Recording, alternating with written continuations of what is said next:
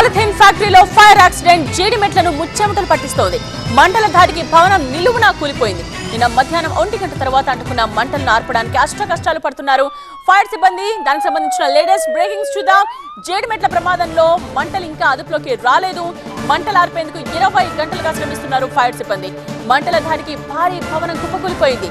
సుభాష్ నగర్ లో విద్యుత్ సరఫరా నిలిచిపోయింది. చుట్టుపక్కల ఇళ్లను ఖాళీ చేయించారు అధికారులు. మంటల అదుపులోకి రావడానికి మరో 3 గంటలు పట్టే అవకాశం ఉందని చెప్తున్నారు. 10 ఫైర్ ఇంజన్లు, 40 వాటర్ ట్యాంకర్స్, 50 మంది సిబ్బందితో రెస్క్యూ ఆపరేషన్స్ సాగుతున్నాయి.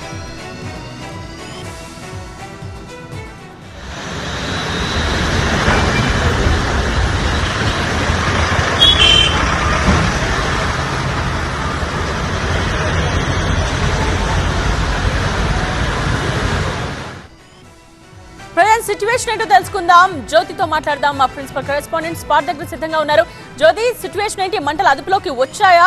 ఇంకా ఎన్ని గంటలు పట్టే అవకాశం ఉంది?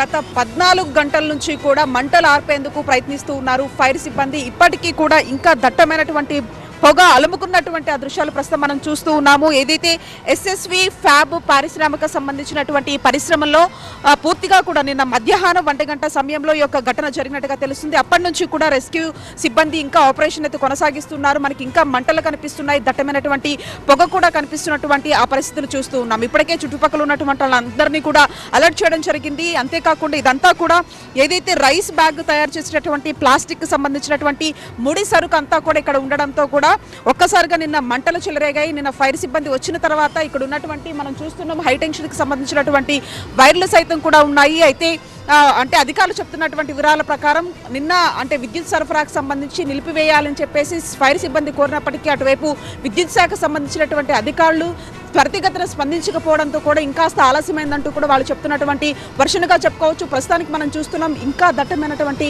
పొగ అలుముకోవడంతో పాటు ఎటువంటి నామ్స్ను కూడా వీళ్ళు ఇక్కడ పాటించలేదు.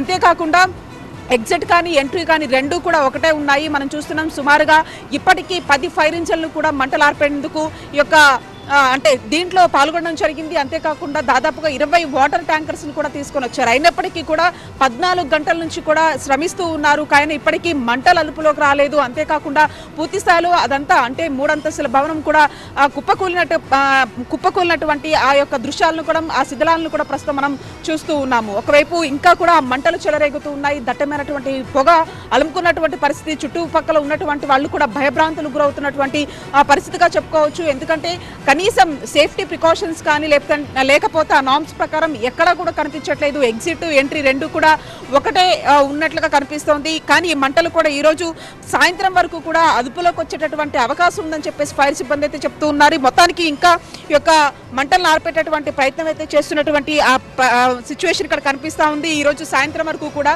ఈ యొక్క రెస్క్యూ ఆపరేషన్ మాత్రం కొనసాగేటటువంటి ఆ పరిస్థితులు ఇక్కడ చూస్తూ ఉన్నాం. నేత్ర రైట్ జ్యోతి, సో స్పాట్ లో అది సిచ్యువేషన్ మనం చూస్తున్నాం. ఇంకా మంటలు ఎగిసి పడుతూ ఉన్నాయి. సో ప్రస్తుతం ఫైర్ సిబ్బంది ఇంకా ఆ మంటలు ఆర్పే ప్రయత్నమే చేస్తూ ఉన్నారు. జీడిమెట్ల ప్రమాదంలో మంటలు అయితే పూర్తిగా అదుపులోకి రాలేదు. ఇంకా మంటలు ఆర్పే ప్రయత్నాలు కొనసాగుతూనే ఉన్నాయి. ఇంకా కొన్ని గంటలు పట్టే అవకాశం ఉన్నట్టుగా తెలుస్తోంది. ఆ ప్రాంతం అంతా కూడా దట్టమైన పొగ ఎలా అలుముకుందో కూడా మనం చూడొచ్చు. దాదాపు 20 గంటలుగా ఫైర్ సిబ్బంది మంటలు ఆర్పేందుకు ప్రయత్నిస్తూనే ఉన్నారు. మంటల ధాటికి ఆ భవనం మొత్తం కుప్పకూలిపోయి అక్కడ శిథిలాల్లో ఆ మంటలు ఎగిసిపడుతున్న దృశ్యాలను కూడా మనం చూడొచ్చు. అయితే ఈ మంటలు ఆర్పే క్రమంలో చుట్టుపక్కల వాళ్ళని కూడా ఇప్పటికే ఖాళీ చేయించారు అధికారులు. మరో 3 గంటలు పట్టే అవకాశం ఉన్నట్టుగా తెలుస్తోంది పూర్తిగా అదుపులోకి రావడానికి. ఫైర్ పక్కన అడ్జసెంట్ బిల్డింగ్స్కు అడ్జసెంట్ ఇండస్ట్రీస్కి స్ప్రెడ్ కాకుండా కంటైన్ చేసినాము.